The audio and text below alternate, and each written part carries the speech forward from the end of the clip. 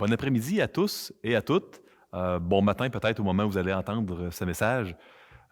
Écoutez, c'est un grand plaisir pour moi d'être ici dans le bâtiment quasiment vide de l'Église évangélique baptiste Shawinigan-Sud. Je suis en effet tout seul avec le Seigneur, évidemment, et avec mon ami Danny Virgin, qui est à la caméra, pour respecter les règles de distanciation sociale. Et puis, je peux vous assurer que je suis à bien plus d'un mètre de lui, hein, étant sur la tribune et lui à l'arrière. Euh, Écoutez, c'est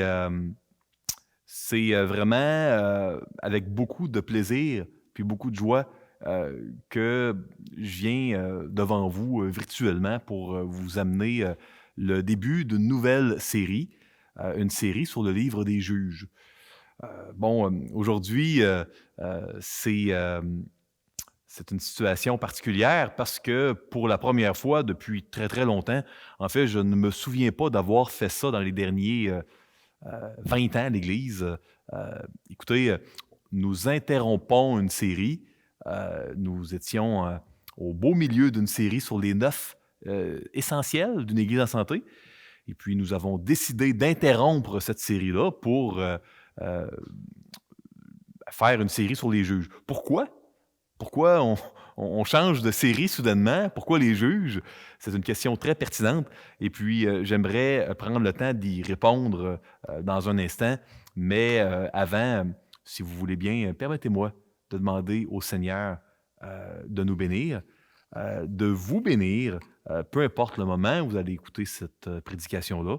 Le Seigneur, lui, est à l'extérieur du temps, puis il va, j'en suis certain, entendre cette prière. Seigneur, nous voulons te prier au niveau de la pandémie de coronavirus.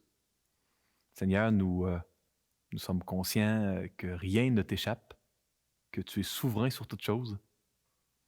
Nous sommes conscients, Seigneur, que tu n'es pas dépassé par cette pandémie-là, euh, que tu connais le futur et puis que tu contrôles toutes choses.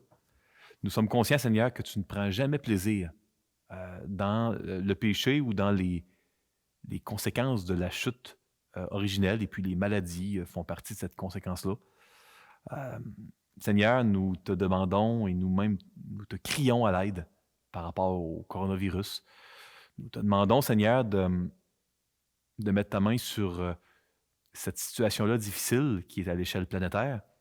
Nous te demandons d'enrayer dès que possible la pandémie de coronavirus. Nous te demandons de permettre qu'il y ait le moins de personnes possible qui décèdent suite à cela. Nous te demandons de nous protéger, oui, physiquement, mais je veux prier également pour tous les chrétiens du monde. Puis je te demande également que tu puisses nous protéger spirituellement, que dans cette période d'incertitude, de débalancement de nos horaires habituels, que nous ne te négligions pas. Seigneur, puisse cette pandémie-là n'avoir aucune conséquence fâcheuse d'un point de vue spirituel. Puisse-t-elle même être utilisée dans tes mains expertes, Seigneur, pour qu'il y ait du bon de cette chose terrible-là, qui est le coronavirus, qui sorte, du bon spirituel, certainement. Tu es un expert pour changer le mal en bien, prendre le mal que les gens nous font ou que l'on fait, puis en faire sortir du bien. Tu es tellement gracieux. Seigneur, nous te crions à l'aide d'une manière collective et également d'une manière individuelle pour nos vies et puis pour tous les humains, pour tous les chrétiens. Puis on te demande de nous aider à s'appuyer sur toi et sur tes promesses. Fortifie notre foi trop souvent si faible. C'est dans le nom de Jésus-Christ que nous te prions avec assurance. Amen. Donc, un petit avertissement d'entrée de jeu. Écoutez un message en ligne. C'est très bien. Je l'ai fait souvent dans ma vie. J'aime beaucoup écouter des messages quand je conduis ma voiture, par exemple. Mais ce n'est pas un substitut pour un rassemblement d'une église locale. Il existe des circonstances où il est impossible pour une église locale de se rassembler. Ah, une pandémie, ça fait partie des circonstances, où un rassemblement peut être impossible. Il y en a d'autres, hein, il y a des gens qui sont en prison, dans des pays, étrangers, peut-être même pour leur foi, puis où c'est impossible là, pour eux de se rassembler avec d'autres croyants. Il y a des gens qui sont missionnaires dans des endroits où ils sont les seuls chrétiens. Il y a d'autres circonstances. Et puis à ce moment-là, ben, dans des circonstances où on ne peut pas se rassembler avec l'Église locale, la plus proche, on fait ce qu'on peut pour nourrir notre foi par la prière, en chantant des louanges à Dieu, en écoutant les enseignements de la parole de Dieu, en lisant la Bible. Mais ça reste des moyens de survie, jamais des substituts ou des équivalents. Donc, je voulais vous le rappeler. C'est important qu'on fasse tout ce qu'on peut pour se nourrir spirituellement puis prendre soin les uns des autres, mais sans en venir à penser que c'est un équivalent et puis qu'on ne doit pas désirer ardemment que les rassemblements d'églises locales recommencent. On doit désirer cela, on doit prier pour ça. Ça doit nous tenir à cœur parce que c'est le plan de Dieu pour nous. Cet avertissement-là étant fait, pour quelle raison, comme équipe pastorale, on met la série sur les 9 essentiels en pause? Ben, écoutez, je crois que c'est peut-être un peu évident pour vous que euh, pour les pasteurs d'enseigner sur des essentiels des rassemblements, hein, Église vient du grec ecclésia, ça veut dire assembler, rassemblement, d'enseigner là-dessus à une salle vide où on est deux personnes, le prédicateur et le technicien, certainement pas la chose la plus naturelle à faire, certainement pas non plus la plus stratégique, d'apprendre sur les essentiels des rassemblements de croyants, hein, des églises locales en ligne. Donc, on a jugé bon, l'équipe pastorale, de mettre cette série-là en pause. Écoutez, la série que l'on vous propose sur les juges devrait durer jusqu'aux alentours de la mi-mai. Si jamais, par bonheur, le Seigneur permettait que l'on puisse recommencer les rassemblements avant, tant mieux. On va tout simplement terminer la série sur les juges probablement des dimanches soirs. Si toutefois cela devait perdurer après la mi-mai, eh bien, on va tout simplement continuer avec une autre série. On va attendre de pouvoir se rassembler ensemble à nouveau, peu importe le temps que ça va prendre, avant de recommencer la série sur les essentiels d'une Église en santé. Maintenant, pourquoi les juges? Plusieurs raisons.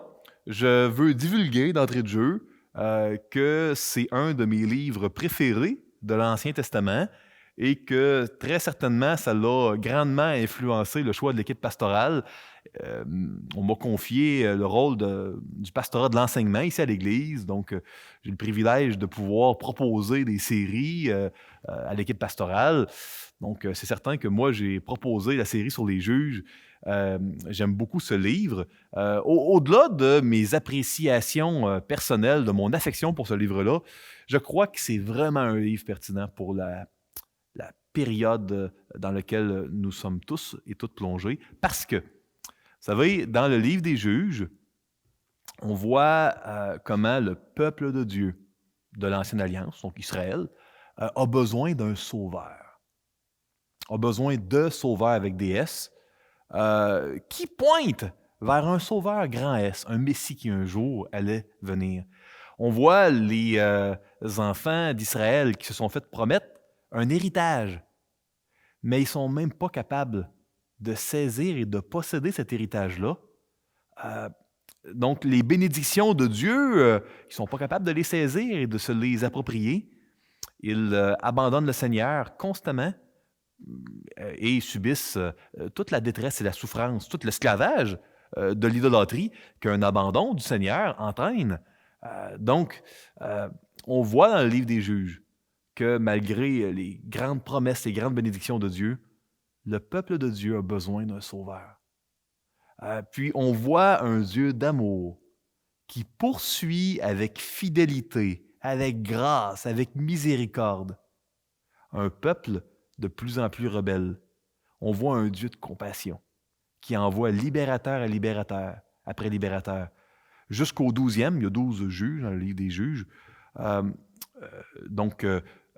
12e qui est le libérateur que le peuple n'avait pas demandé et qui libère ou tente de libérer le peuple même contre son gré. Puis moi, quand je lis le livre des juges, puis je vois l'amour et la compassion de Dieu. C'est quelque chose qui me touche profondément. Quand je vois le cœur dur du peuple, je peux tellement m'associer à ça. Quand je vois à quel point ça joue dur, hein, il y a de la violence, il y a du sang. Si on devait mettre un classement là, à ce livre-là, on pourrait peut-être dire que c'est du 16 ans et plus ou du 18 ans et plus. Évidemment, c'est pour tout le monde, hein, c'est une image que je donne ici. Écoutez, c'est très, très réel. On voit la dépravation des êtres humains. On voit dans le livre des Juges une réalité que j'ai tellement souvent vue comme pasteur et particulièrement comme conseiller biblique dans le peuple de Dieu.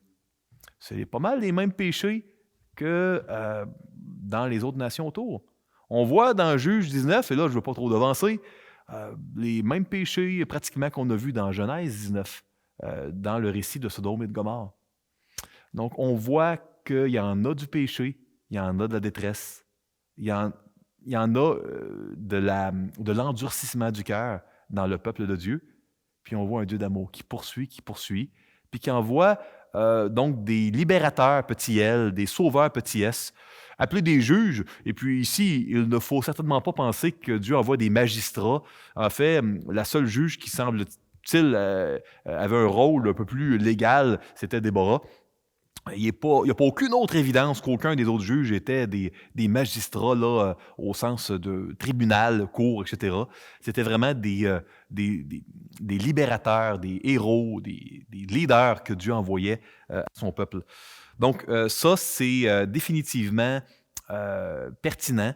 Les enfants d'Israël, dans le livre des Juges, étaient sans ressources bien souvent.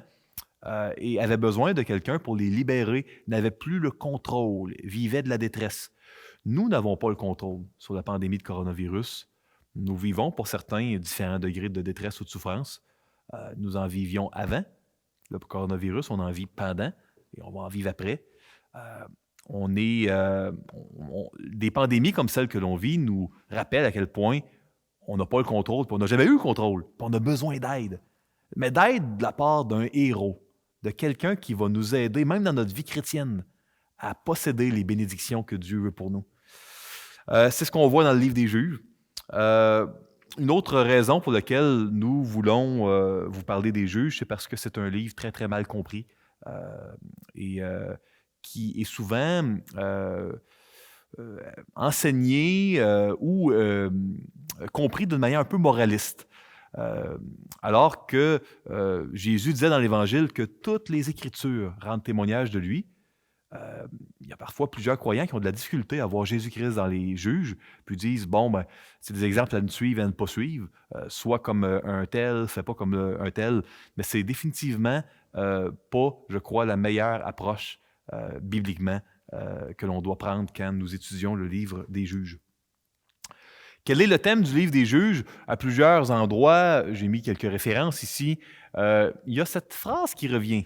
En ce temps-là, il n'y avait point de roi en Israël. Chacun faisait ce qui lui semblait bon. Et puis, quand on lit cela, on peut dire, ah ben oui, c'était avant la monarchie. C'était avant le roi Saül et le roi David. C'est pas ça que l'auteur veut dire. C'est parce que dans le livre d'Exode, il avait été décrété par l'Éternel qu'il régnerait sur son peuple.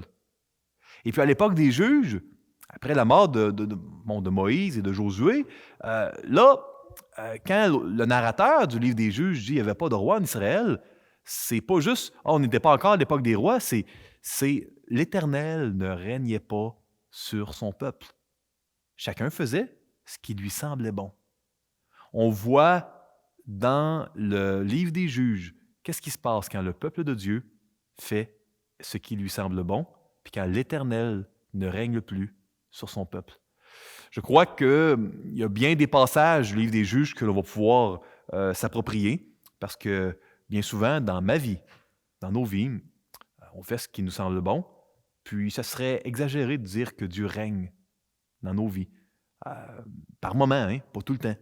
Et puis ma prière, c'est que ces récits complètement véridiques que l'on retrouve dans le livre des Juges puissent nous servir, premièrement, d'encouragement dans une période où on a besoin d'être encouragé, d'être rassuré par rapport à la souveraineté, à l'amour de Dieu, mais que ça puisse nous servir d'exemple, puis même d'avertissement sur le grave danger d'être son propre roi. après avoir donné sa vie à Jésus-Christ.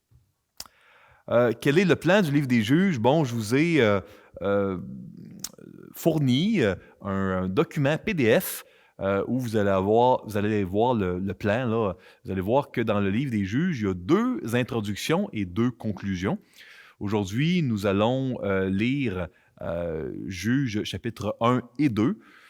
Nous allons couvrir une quantité importante de versets, bien plus grande qu'à l'habitude, euh, pour bien comprendre, je crois, l'introduction, les 2 introductions du livre des Juges.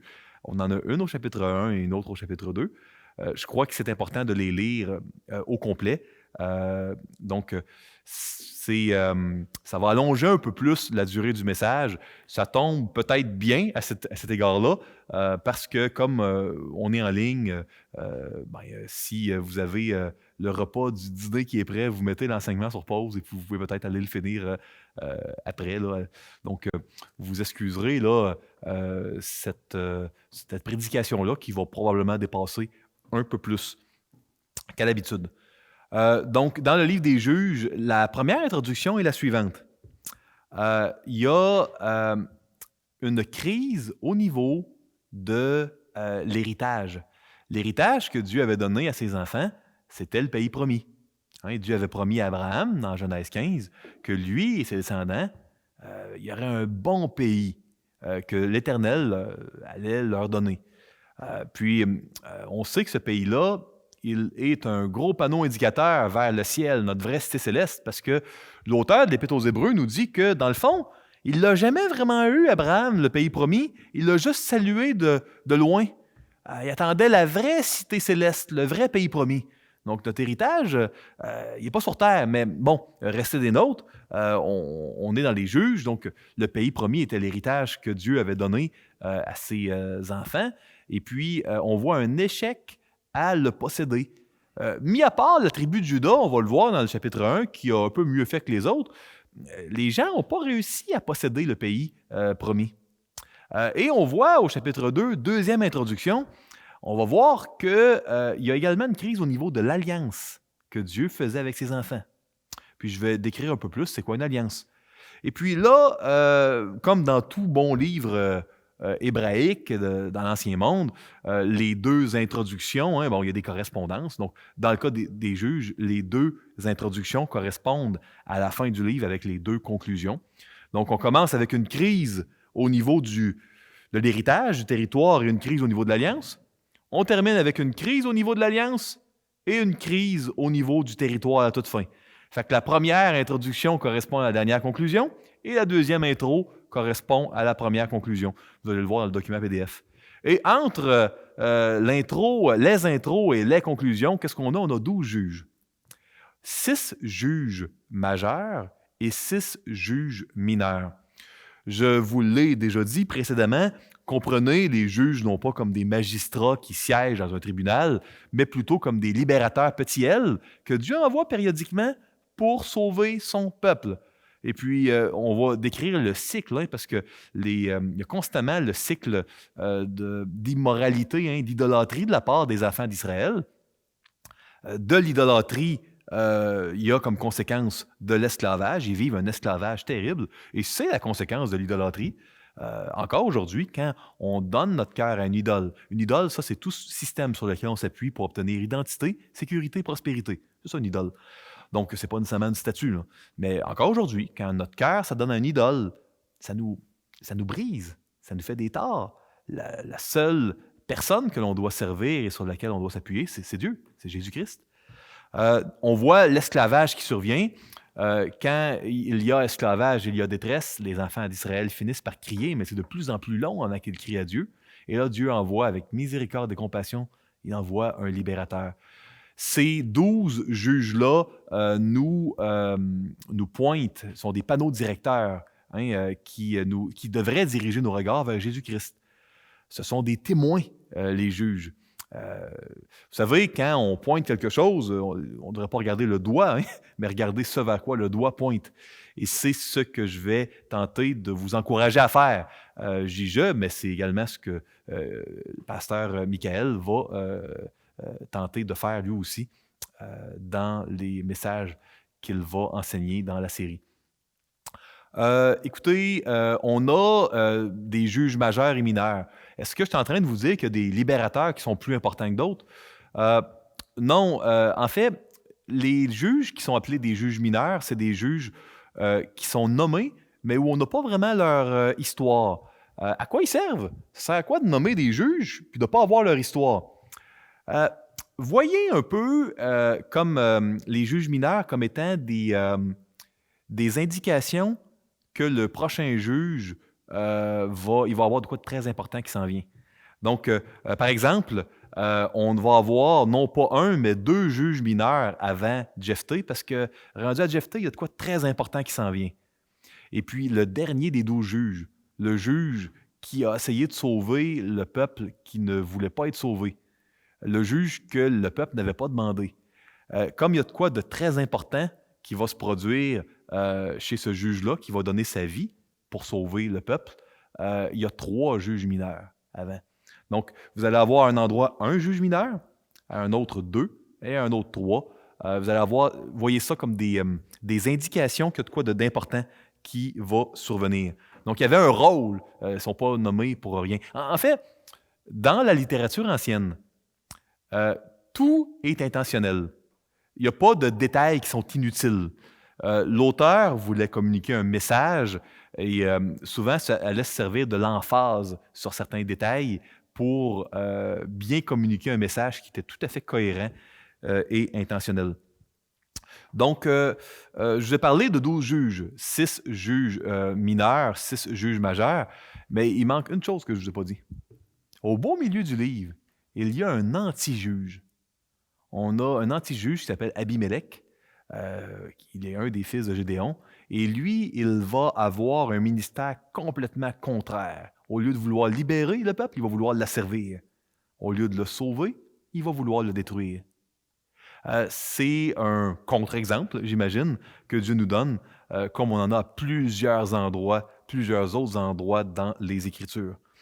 Si vous voulez vous comparer à quelqu'un dans le livre des juges, ne vous comparez pas aux juges. Ils sont là pour rendre témoignage de Jésus-Christ. Comparez-vous si vous voulez absolument vous comparer au peuple. Puis ça, c'est peu flatteur, mais c'est probablement la comparaison la plus juste que l'on peut faire. Donc, le peuple qui est toujours en train d'abandonner et de manquer de foi, mais que Dieu aime et chérit et sauve avec persistance. Comment interpréter, comment voir, comment comprendre le livre des juges? Moi, je vous encourage à le comprendre à la lumière de ce que les Écritures nous en disent. Bon, je ne vous cacherai pas que dans le dernier siècle, il y a souvent une perspective très négative que plusieurs commentateurs donnent aux juges, alors que que non seulement le Nouveau Testament est très élogieux envers les juges, alors que dans l'histoire, on avait des prédicateurs comme Jean Chrysostome, fin du 1er siècle, début du 2e, qui avaient une vue très positive, ou encore le théologien juif Ben Sira, avant même Jésus-Christ, on est dans 175 avant Jésus-Christ. Ceux qui veulent lire l'Ecclésiastique, un livre apocryphe, là, qui est quand même un livre historique, vous allez voir une vision extrêmement positive des juges. Donc, on a dans l'histoire une vision très positive des juges qui a été véhiculée. Puis, on a dans les derniers 100 ans plusieurs commentateurs contemporains qui ont publicisé une vision très négative des juges qui ont le défaut de rendre très, très difficile de voir Jésus-Christ quelque part. Parce que ça devient difficile de voir ni Jésus dans les juges, ni dans le peuple, si on oublie et on oblitère complètement Hébreu. Mais moi, j'aimerais vous encourager à porter attention à Hébreu. Petite question de quiz, ou petite, pas question, mais petite information de quiz. Saviez-vous que dans tous les livres du Nouveau Testament, le livre où le mot « foi » en grec ancien revient le plus souvent, c'est dans l'Épître aux Hébreux? Et saviez-vous que, puis là, je m'excuse, je voulais regarder un peu le technicien, il est la seule personne dans la pièce qui peut me répondre, là. Saviez-vous que dans tout l'Épître aux Hébreux, le chapitre où le mot « foi » revient le plus souvent, c'est le chapitre 11? Puis saviez-vous que Dans le chapitre 11, il y a des gens qui sont décrits avec beaucoup d'éloges, puis parmi ceux-ci, les gens dont il y a une description particulièrement élogieuse, on a les juges. Dans le livre où le mot foi revient le plus souvent, dans le chapitre du Nouveau Testament où le mot foi revient le plus, vous allez trouver les juges là où c'est le plus élogieux.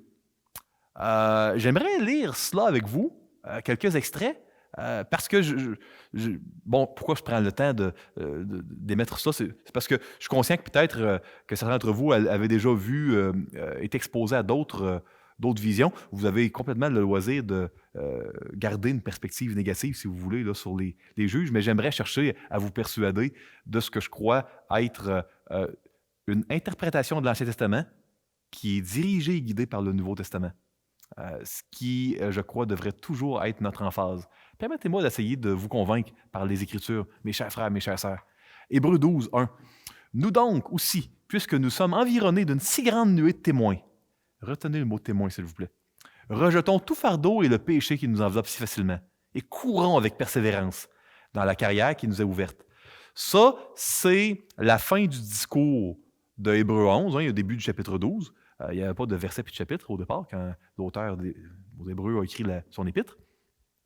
Donc, on voit que les gens dans Hébreux 11, là, c'est des témoins. Un témoin, ça a vu quelque chose, puis ça rend un témoignage, ça confirme la validité de quelque chose qu'il ou elle a vu. C'est ça un témoin. Donc, les juges, c'est les témoins. Ah, intéressant. Continuons notre lecture. Là, je vais plutôt, je commence par la conclusion, tournez avec moi, si vous le voulez bien, dans Hébreux 11, versets 32 à 34. Et que dirais-je encore? Car le temps me manquerait pour parler de Gédéon, de Barak, de Samson, de Jephthé. Puis là, on tombe à des rois et prophètes, de David, de Samuel et des prophètes, qui par la foi vainquirent des royaumes, exercèrent la justice, obtinrent des promesses, fermèrent la gueule des lions, éteignirent la puissance du feu, échappèrent aux tranchants de l'épée, guérirent de leur maladie, furent vaillants à la guerre, mirent en fuite des armées étrangères. Donc, l'auteur de l'Épître aux Hébreux, sous l'inspiration divine, nous dit que Samson, Jephthé, Gédéon, Barak qui était un peu co-juge avec Déborah, il est souvent oublié, on l'insère avec Déborah habituellement. Ce sont des gens qui ont exercé leur ministère par la foi. Ils sont considérés comme étant des témoins. Est-ce qu'ils étaient parfaits? Bien non. Mais il y a eu un ministère qui, parfois, est très mal interprété, est interprété comme étant pas quelque chose qui était fait par la foi du tout. Mais c'est ce que l'auteur ici semble nous dire. Ça ne semble pas être des contre-exemples comme Judas Iscariote ou autre. Donc, j'aimerais attirer votre attention sur ça. De quelle manière le livre des Juges rend-il témoignage de Jésus? On voit que Jésus est celui qui va réussir à sauver complètement son peuple. Les juges ne réussissent jamais à sauver complètement le peuple parce que parfois, ils réussissent à délivrer le peuple de leur esclavage, à les tourner vers l'Éternel, mais les juges ne sont pas éternels, puis les juges ne sont pas parfaits. Donc, ils ne peuvent jamais, même avec le meilleur des ministères, avoir un effet sur le peuple dans leur leadership après leur mort. Donc, on voit vraiment un cycle où quand les juges décèdent, le peuple se retourne à leurs idoles, revive donc un esclavage. Retenez, il y a toujours idolâtrie suivie par esclavage. Idolâtrie entraîne esclavage. C'est vraiment l'équation, la séquence que l'on voit d'une manière très, très régulière dans le livre des Juges. Donc, de quelle manière le livre des Juges rend témoignage de Jésus? Il nous pointe. Les juges sont des personnes qui nous montrent que le peuple a besoin d'un sauveur. Le peuple a besoin de quelqu'un qui va l'amener à posséder son héritage, qui va le sauver, pas juste de ses ennemis, mais de lui-même, de son infidélité. C'est ce que le peuple de Dieu a besoin.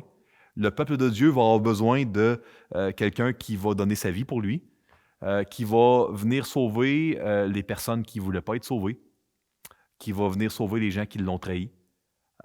et puis de quelqu'un qui va être éternel.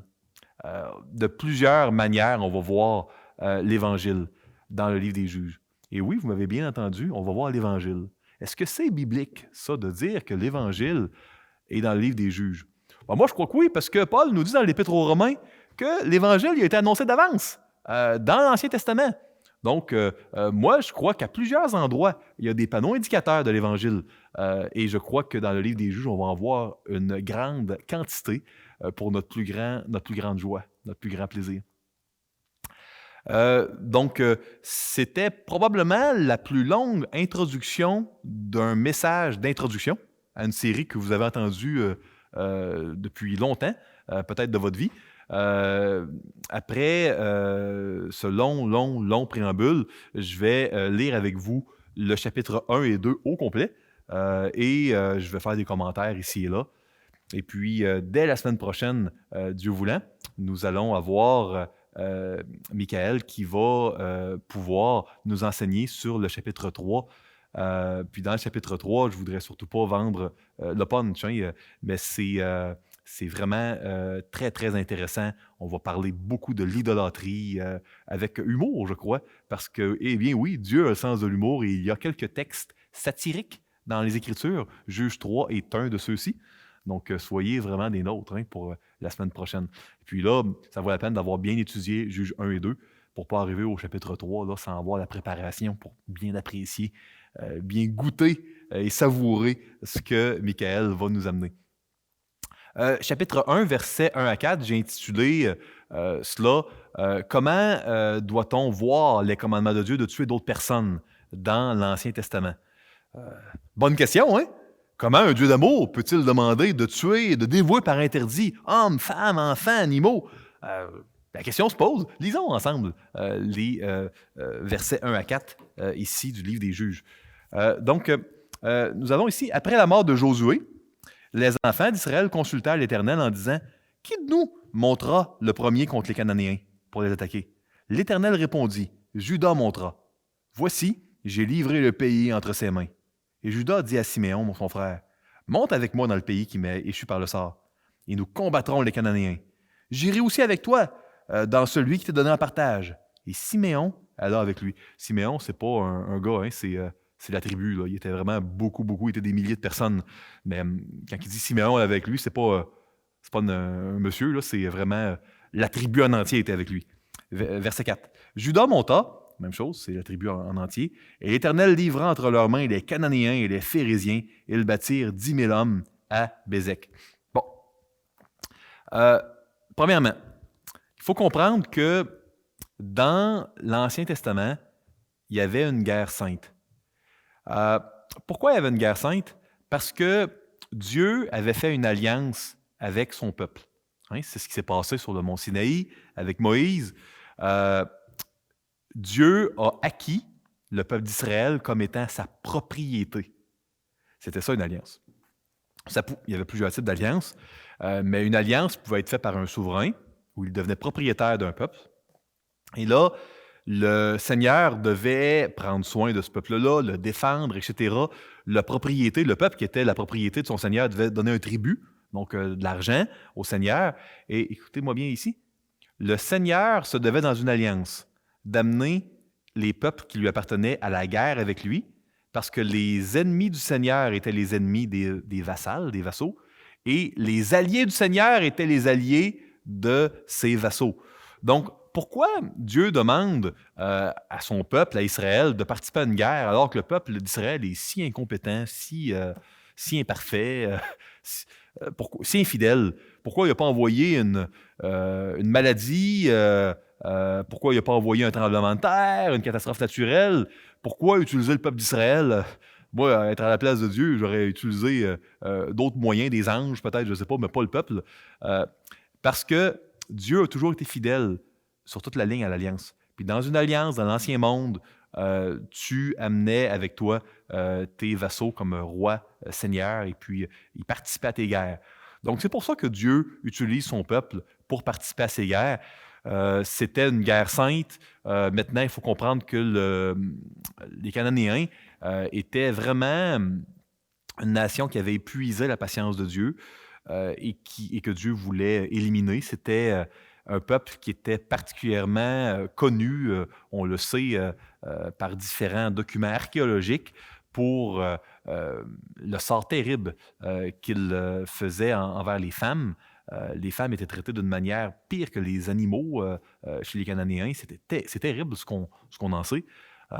Et puis, bon, vraiment, on voit dans le livre des Juges quelque chose qui est parfois étranger à nous. Le péché amène la destruction. Le péché provoque la colère de Dieu. Puis, à moins d'un sauveur, le péché entraîne la mort éternelle. Donc, le péché amène une colère qui est destructrice de la part de Dieu, et puis seul un sauveur qui va satisfaire la justice de Dieu peut sauver du péché. Donc, ça, c'est une leçon importante. Parfois, peut-être qu'on peut être scandalisé en disant ça. « Hey, comment ça? Comment un Dieu d'amour peut demander de tuer tout ce monde-là? » À cause du péché.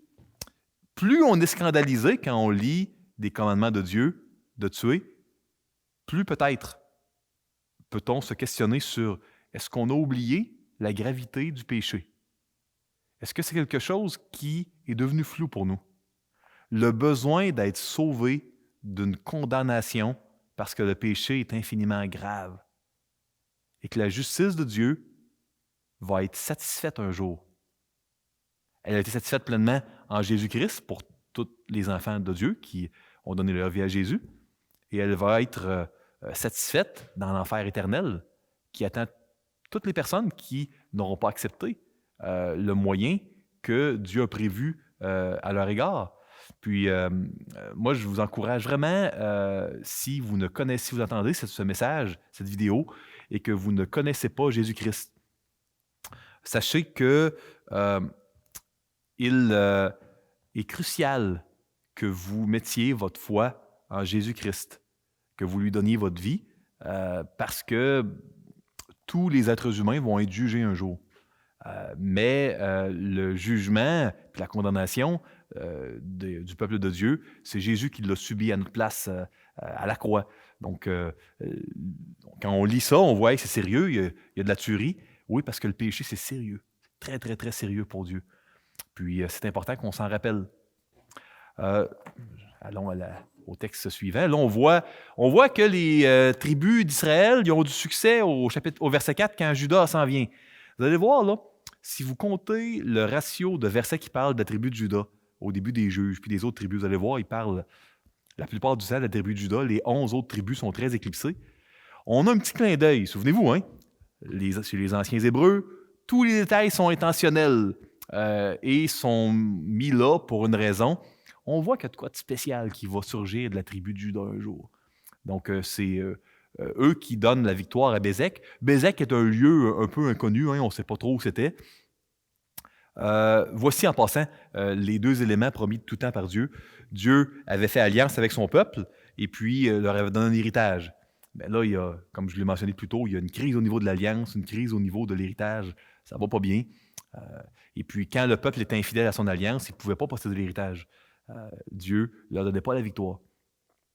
Lisons les passages suivants. Les passages suivants sont très déconcertants. Honnêtement, on peut se dire « Wow, où est Jésus là-dedans? » Lisons-les ensemble.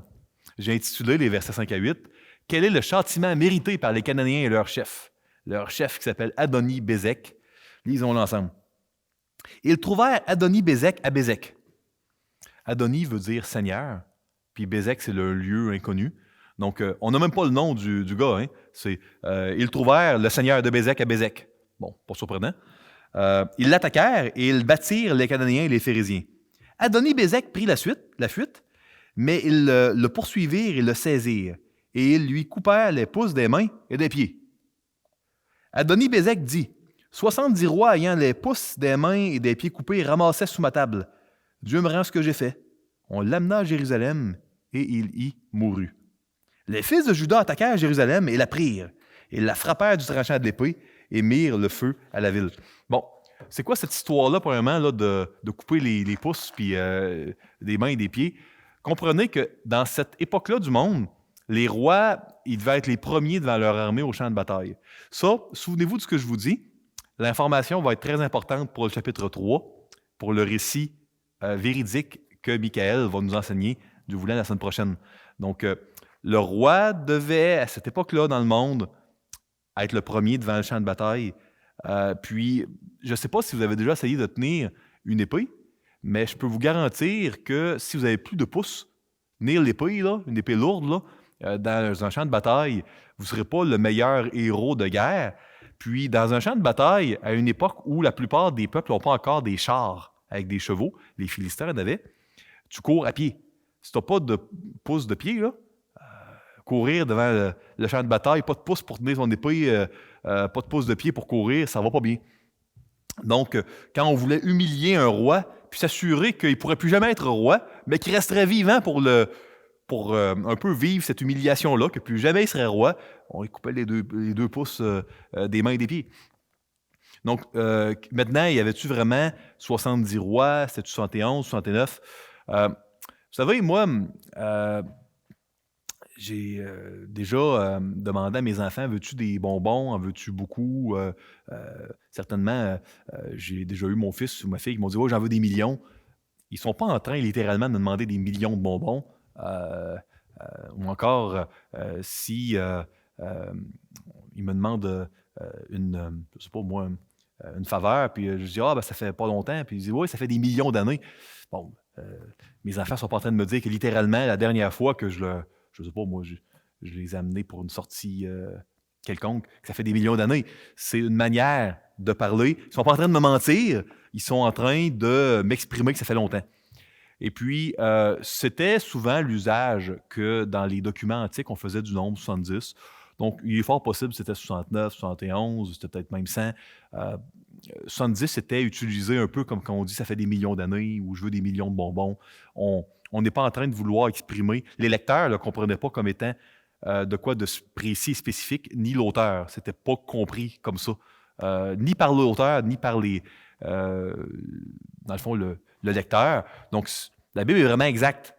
Il n'y a pas d'erreur dans la Bible. Mais c'est juste qu'il faut être capable de comprendre ce que les mots et les expressions voulaient dire à l'époque. Maintenant, c'est intéressant, on nomme la ville, on nomme même pas son nom au seigneur de Bézek, mais on dit où il est mort. Il est mort à Jérusalem. Pourquoi le nommer? Jérusalem n'était même pas aux Israélites à cette époque-là. On voit qu'il y a une emphase que le châtiment du méchant roi cananéen qu'on tue, qu'on humilie et qu'on tue, ben, ça va être d'aller mourir à Jérusalem, une Jérusalem qui va être prise par les Juifs, donc qui va être conquise peu de temps après. Donc, on voit déjà là que Jérusalem est associé vraiment, c'est là que le roi déchu, le roi humilié, va aller finir ses jours pour mourir. Je ne peux pas m'empêcher connaissant avec quelle spécificité les auteurs de l'Ancien Monde écrivaient, je ne peux pas m'empêcher de voir à quel point c'est intéressant de constater que là où notre roi est allé, notre roi humilié, méprisé, est allé finir ses jours, c'était à Jérusalem, qui, elle aussi, a été conquise peu de temps après. Comment un Dieu d'amour peut-il demander de tuer des Cananéens? Parce qu'il est juste. Notre Dieu est un Dieu qui est aimant, mais il est juste. Et puis la solution que Dieu a trouvée pour satisfaire à sa justice et à son amour, c'est d'envoyer son Fils unique, pour mourir pour tous ceux et celles qui croient en lui. Maintenant, il est impossible d'aller à Dieu puis de l'accepter sans que notre cœur soit attiré à lui. La foi, c'est par ce seul moyen unique-là qu'on peut être sauvé, et c'est un cadeau de Dieu. Puis il faut la rechercher. Si vous n'êtes pas chrétien, chrétienne, criez à Dieu qu'il vous donne la foi pour que vous puissiez mettre votre foi en Jésus et être sauvé. Je continue la lecture, versets 9 à 16. Dieu appelle ses enfants à combattre. Hein? Donc l'héritage n'était pas donné d'une manière passive, l'héritage était obtenu d'une manière active.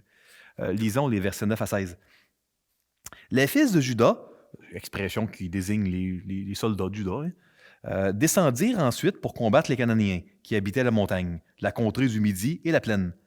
Juda marcha contre les Cananéens qui habitaient à Hébron, appelé autrefois Kiria Arba, et il bâtit Sheshai, Aïman et Talmaï.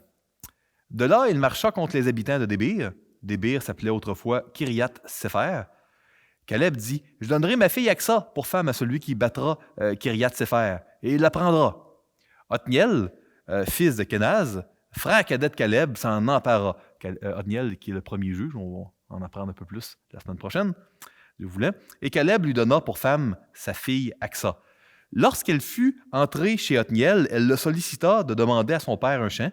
Elle descendit de dessus son âne et Caleb lui dit, « Qu'as-tu? » Elle lui répondit, « Fais-moi un présent, car tu m'as donné une terre du Midi. Donne-moi aussi des sources d'eau. » Et Caleb lui donna les sources supérieures et les sources inférieures. Les fils du Kénien, beau-père de Moïse, montèrent de la ville des palmiers avec les fils de Juda dans le désert de Juda, au midi d'Arad, et ils allèrent s'établir parmi le peuple. Donc, on voit ici un combat, un appel de Dieu à combattre pour obtenir, pour posséder l'héritage. Puis, vraiment, héritage est surligné au marqueur jaune, au sens figuré ici, parce que on a vraiment là une fille qui est donnée en alliance à quelqu'un, puis un mariage étant une alliance dans la Bible, puis on parle d'un héritage qui est donné lors à la fille. Donc, vraiment, là, ce qu'on doit comprendre, là, c'est un chapitre qui nous parle d'alliance puis d'héritage. C'est ce que Dieu demandait aux enfants d'Israël de faire, d'être fidèles à l'alliance pour posséder son héritage. Continuons. Verset, on a déjà lu ici, donc allons ici, versets 17 à 22 maintenant. On va voir beaucoup de succès de la part de la tribu de Juda. Il y a vraiment de quoi de spécial, qui va un jour jaillir de la tribu de Juda. C'est ce qu'un lecteur de l'Ancien Monde devait comprendre en voyant que, OK, Juda, c'est les seuls qui ont du succès, puis on en parle beaucoup. Hein? Juda se mit en marche avec Siméon, son frère, et ils battirent les Cananéens qui habitaient à Tséphat. Ils dévouèrent la ville par interdit, et on l'appela Horma. Juda s'empara encore de Gaza et de son territoire d'Ascalon, et de son territoire et d'Écron, et de son territoire. L'Éternel fut avec Juda, et Juda se rendit maître de la montagne. Mais il ne put chasser les habitants de la plaine, parce qu'il avait des chars de fer. À cette époque-là, le fer venait de sortir. C'était la technologie de pointe que les enfants d'Israël n'ont pas eue avant quelques siècles plus tard. Hein. Ils ont commencé à avoir la technologie du fer. Bon, Saül avait genre une armure pour lui et son fils de fer, puis c'est vraiment sous David que le fer est une technologie que les enfants d'Israël ont acquis. Donc, à cette époque-là, il y avait les Philistins qui avaient le fer, puis quelques peuples, mais c'était vraiment pas encore répandu. L'Empire hittite, plusieurs pensent qu'il y avait l'usage du fer. C'était une nouvelle technologie. C'est un peu drôle de penser ça. Hein? Donc, des chars de fer. Verset 20. Et on donna Hébron à Caleb, comme l'avait dit Moïse, et il en chassa les 3 fils d'Anak. Il y a plusieurs racines de géants dans l'Ancien Testament. Anak, c'est une des racines de géants qu'on voit dans l'Ancien Testament. Il y aurait beaucoup à dire sur Anak. On va, Dieu voulant, en reparler un peu quand on va avoir le privilège d'étudier ensemble le livre de Josué, si Dieu nous le permet. Mais il y a des choses super intéressantes à dire sur ces géants-là. Les fils de Benjamin ne chassèrent point les Jébusiens qui habitaient à Jérusalem. Voyez-vous, le constat négatif commence avec eux, là. Qui habitaient à Jérusalem. Et les Jébusiens ont habité jusqu'à ce jour dans Jérusalem avec les fils de Benjamin. La maison de Joseph monta aussi contre Béthel, et l'Éternel fut avec eux. La maison de Joseph fit explorer Béthel, qui s'appelait autrefois Luz. Les gardes virent un homme qui sortait de la ville, et ils lui dirent, « Montre-nous par où nous pourrons entrer dans la ville, et nous ferons grâce. » Il leur montra par où ils pourraient entrer dans la ville, et ils frappèrent la ville du tranchant de l'épée. Mais ils laissèrent aller cet homme et toute sa famille. Qu'est-ce qui va se passer? On va le voir dans un petit instant, parce que là, j'ai déjà dépassé au niveau des versets. Donc, on voit ici que Juda, il a beaucoup de succès. Lui, il réussit à posséder l'héritage, mais quand on est rendu à Benjamin puis aux autres, jusqu'au verset 36, eux, on voit que c'est échec par-dessus échec. Puis on voit que là, ils ont épargné là, un homme. Mais qu'est-ce qui s'est passé? L'homme, avec sa famille, lui, il a bâti une autre ville. Fait que ça finit plus. Hein? On voit que ça va pas bien. Et que, alors que Josué, à la fin de sa vie, si vous lisez Josué 23 et 24, il a mis dans son dernier discours, il a averti les enfants d'Israël de vraiment détruire les Cananéens tels que Dieu leur avait demandé, de surtout pas s'allier avec eux par le mariage, parce que ça serait leur perte, puis leur cœur s'attacherait à des idoles. Ben, c'est exactement ce qu'ils ont fait.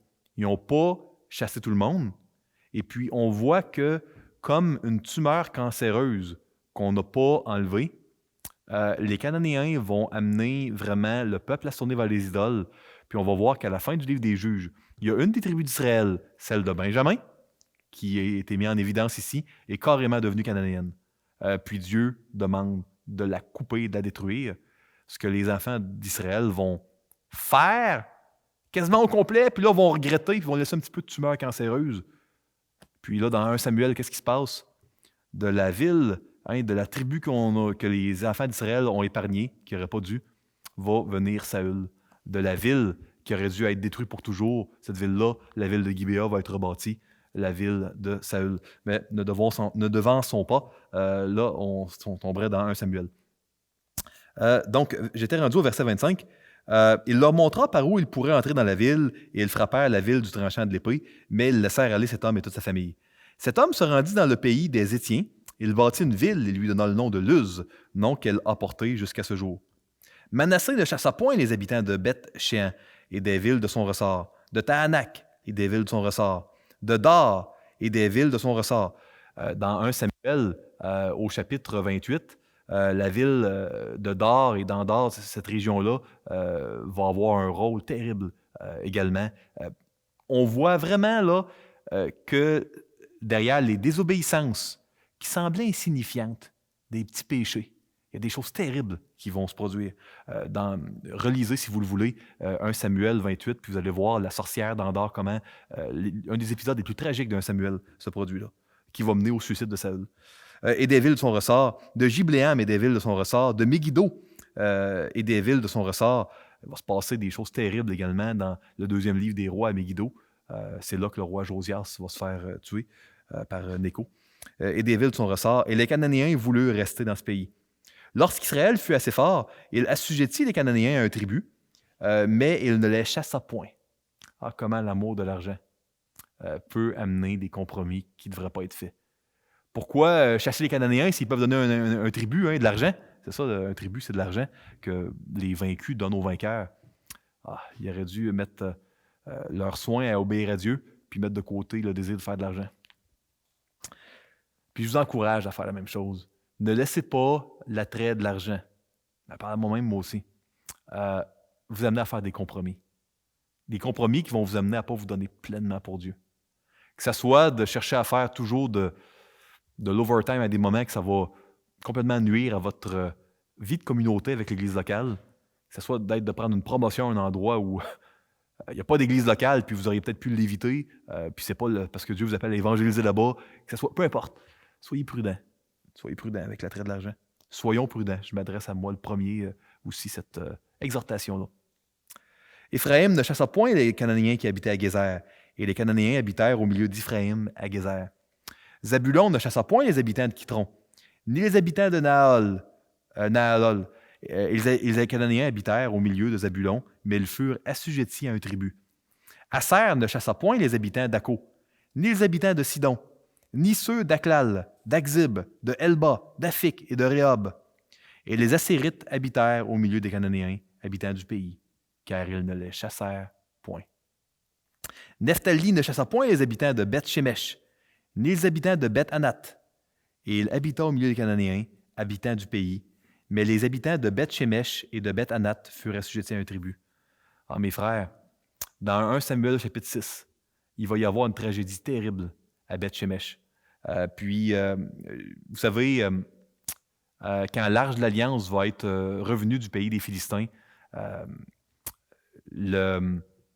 Le blasphème terrible qui va se produire à Beth-Shemesh va coûter la vie d'un grand nombre d'hommes. Et puis, c'est important de penser de réaliser que l'idolâtrie, les petits péchés, les négligences, qui semblent insignifiants, tout le monde le fait.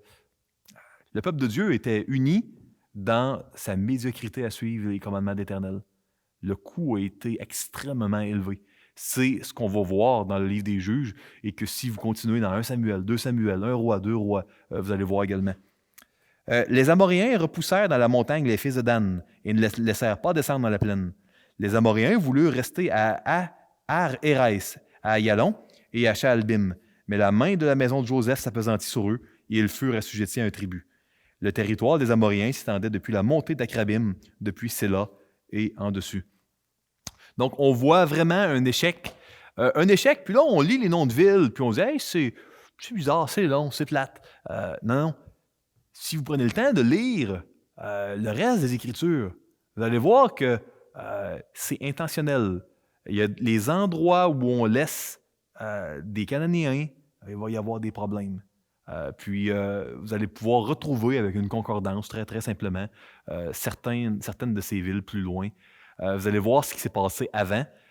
Vous savez, s'il y a un endroit où il aurait dû avoir une victoire, c'est bien à Ayalon.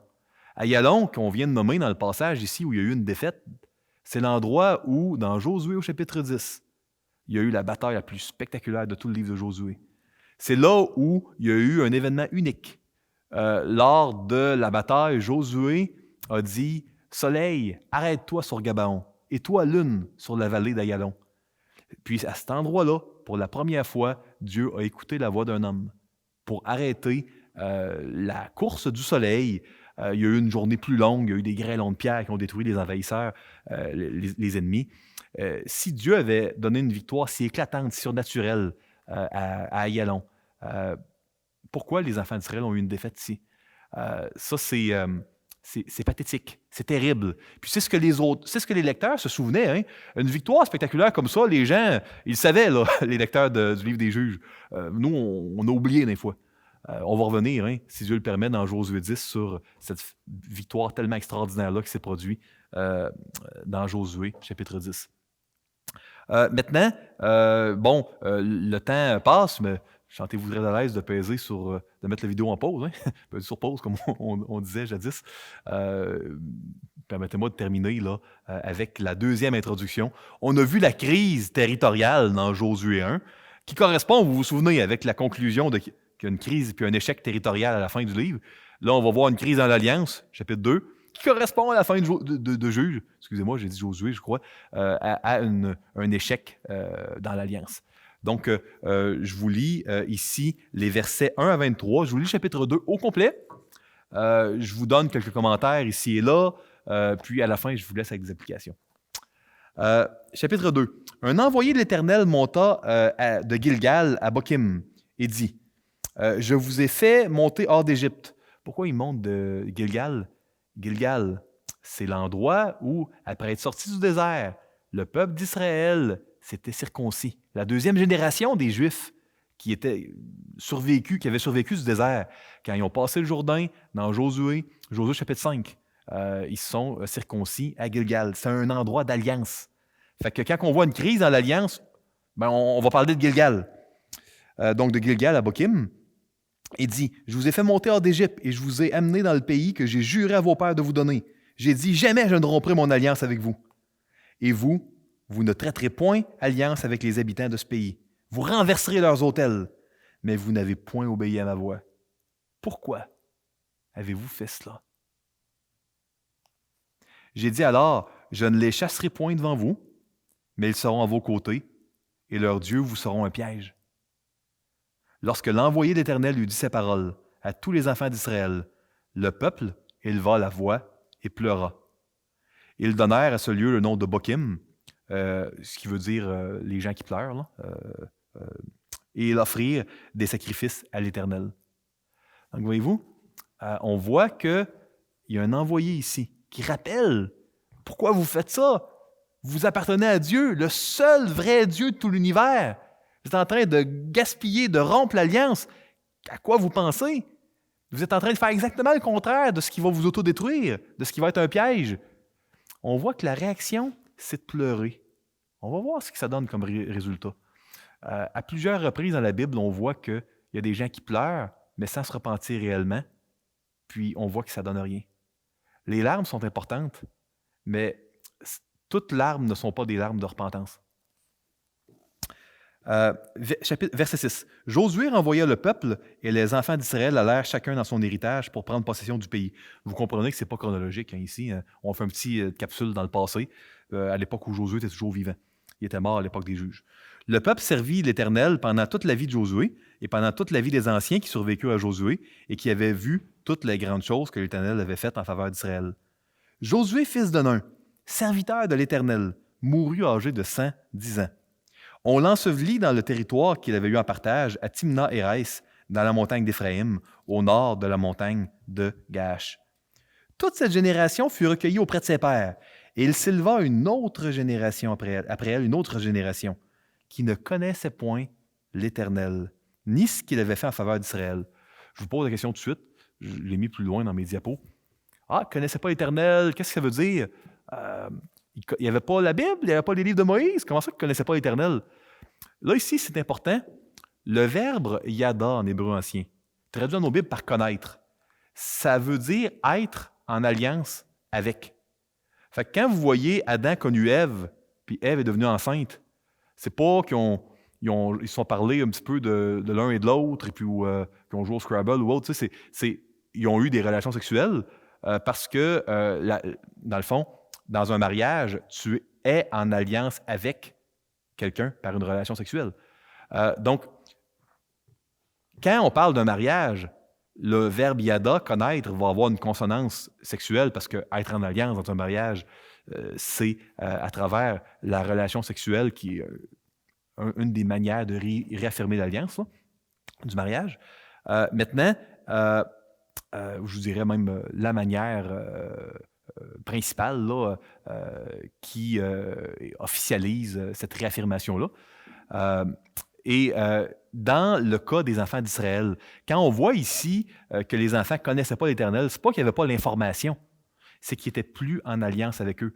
Puis vous voyez à un endroit, je crois que c'est dans le livre d'Amos, ça mentionne que l'Éternel ne connaissait pas telle ou telle autre nation. Dieu est omniscient, il connaît tout le monde. C'est que Dieu n'était pas en alliance avec telle ou telle nation. Fait que retenez que connaître Dieu, c'est être en alliance avec. C'est important de vous en souvenir pour bien comprendre le texte. Connaissait point l'Éternel, ni ce qu'il avait fait en faveur d'Israël. Les enfants d'Israël firent alors ce qui déplaît à l'Éternel, et ils servirent les Baals. Ils abandonnèrent l'Éternel, le Dieu de leur père, qui les avait fait sortir du pays d'Égypte, et ils allèrent auprès d'autres dieux, d'entre les dieux des peuples qui les entouraient. Ils se prosternèrent devant eux, et ils irritèrent l'Éternel. Ils abandonnèrent l'Éternel, et ils servirent Baal et les Astartés. C'est les idoles là, de cette époque-là. La colère de l'Éternel s'enflamma contre Israël. Il les livra entre les mains des pillards qui les pillèrent. Il les vendit entre les mains de leurs ennemis d'alentour, et ils ne purent plus résister à leurs ennemis. Conséquence de l'idolâtrie, c'est toujours un échec au niveau de l'alliance entraîne un échec à posséder l'héritage. C'était vrai pour le peuple de Dieu de l'Ancienne Alliance, pour le peuple d'Israël, c'est vrai pour l'Église dans la Nouvelle Alliance. Quand nous sommes infidèles à Dieu, on est en train de se priver des promesses, de posséder les promesses et les bénédictions. On ne perd pas notre salut. La sécurité est éternelle. Mais on se prive certainement de bénédictions. 15. Partout où ils allaient, la main de l'Éternel était contre eux pour leur faire du mal. Pas du mal en termes moral, péché, mais il faut le voir comme châtiment. Comme l'Éternel l'avait dit, comme l'Éternel le leur avait juré, ils furent ainsi dans une grande détresse. L'Éternel suscita des juges, vous voyez ça comme des libérateurs, afin qu'ils les délivrassent de la main de ceux qui les pillaient. Mais ils n'écoutèrent pas même leurs juges, car ils se prostituèrent à d'autres dieux. Briser l'alliance dans un mariage pourrait être imagé par de la prostitution. C'est une image qui est souvent employée pour les bris de l'alliance qu'on a avec Dieu.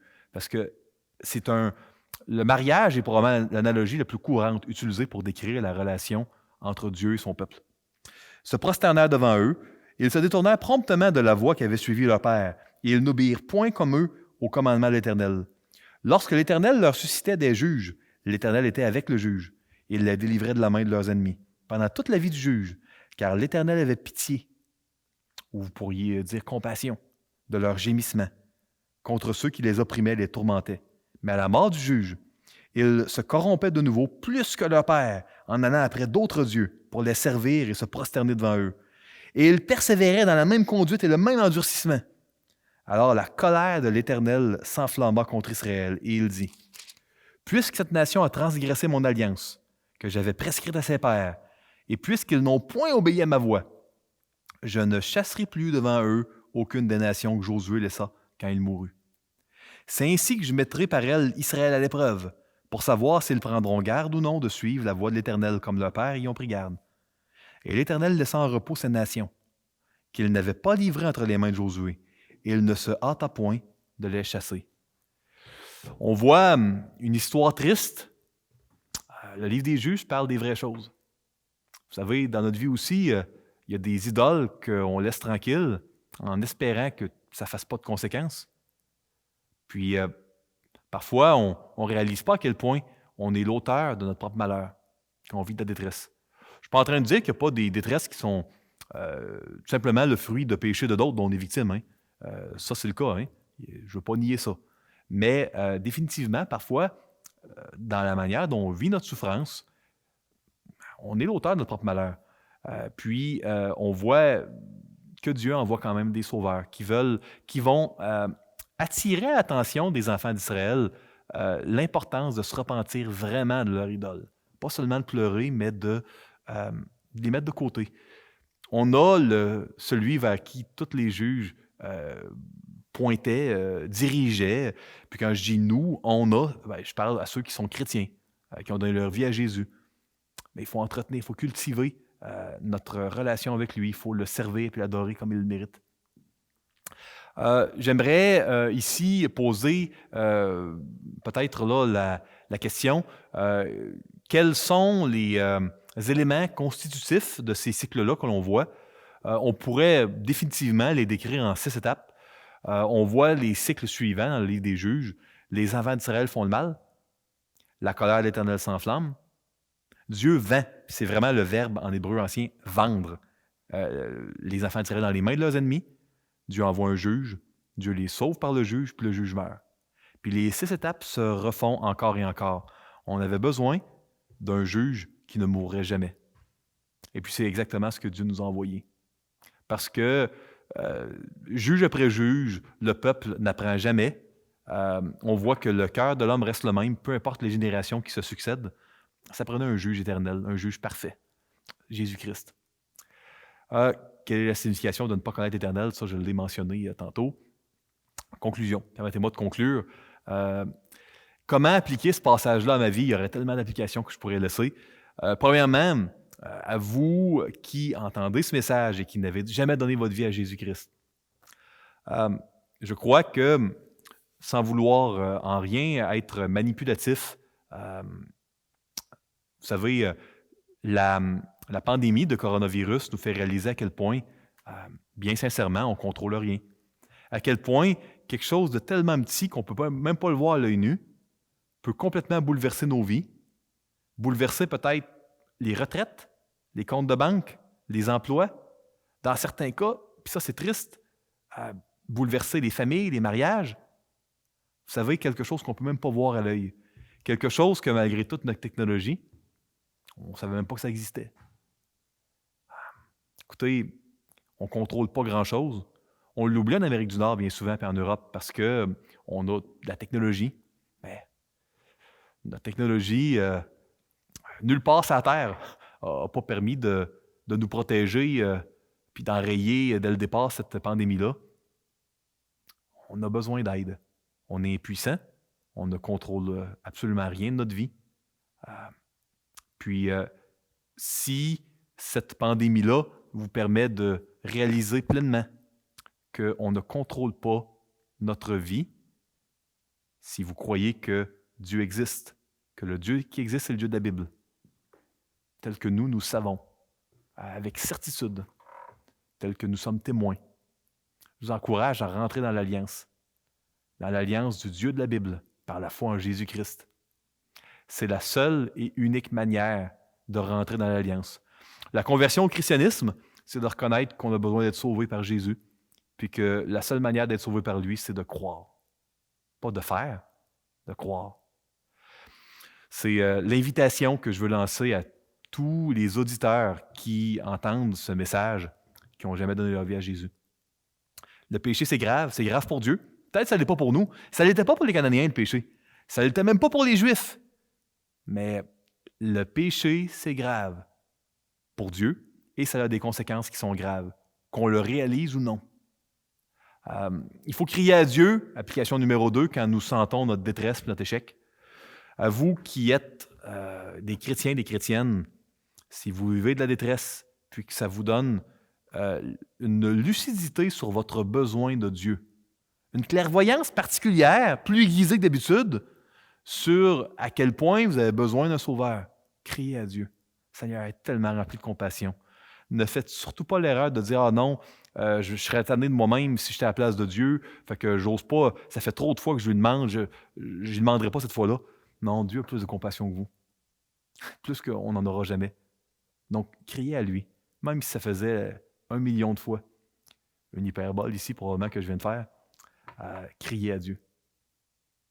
Application 3, le peuple était appelé à combattre ensemble le bon combat. La tribu de Juda ensemble, puis même, venez Siméon, la gang de Siméon, on va y aller ensemble. C'était de même dans l'Ancienne Alliance. L'Église, dans la Nouvelle Alliance, doit combattre également ensemble. Maintenant, ce n'est plus un combat comme dans l'Ancien Testament là, contre un peuple. Le combat, la guerre sainte à laquelle Dieu appelle son Église, ce n'est pas contre des personnes. C'est contre le péché qui est en nous. On doit s'encourager, mes frères et mes sœurs, dans notre lutte contre le péché, à être sérieux dans notre lutte contre l'idolâtrie, à ne pas prendre à la légère les recommandations, les ordres de Dieu, les stipulations qu'il nous donne dans l'alliance qu'il a bien voulu faire avec nous. On doit s'encourager.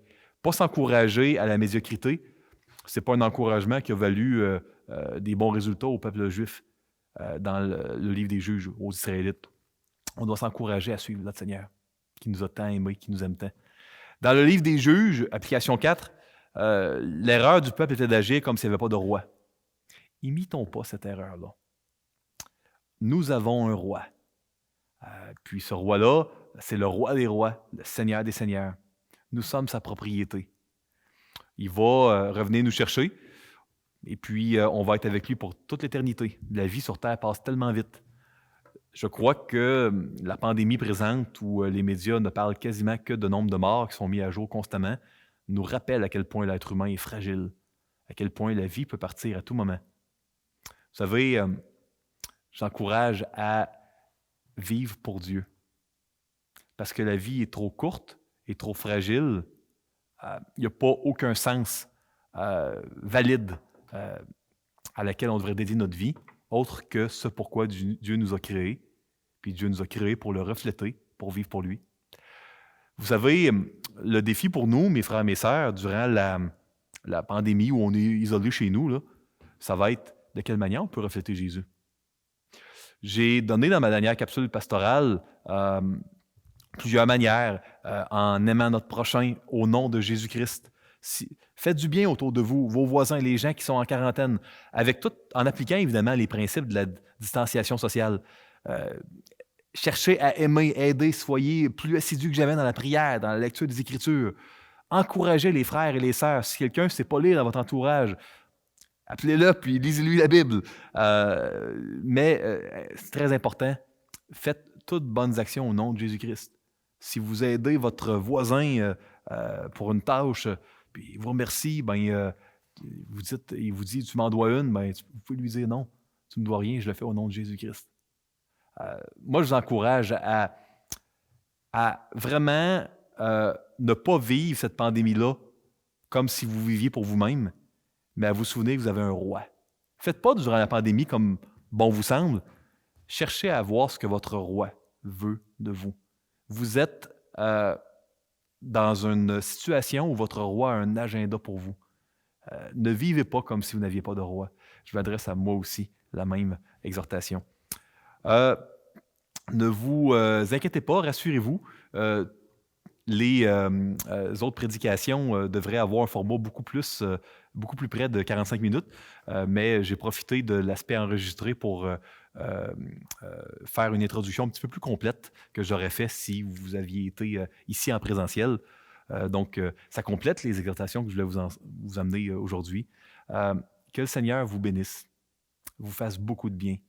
À vous qui êtes chrétiens, chrétiennes, comme à vous ici qui ne le connaissez pas.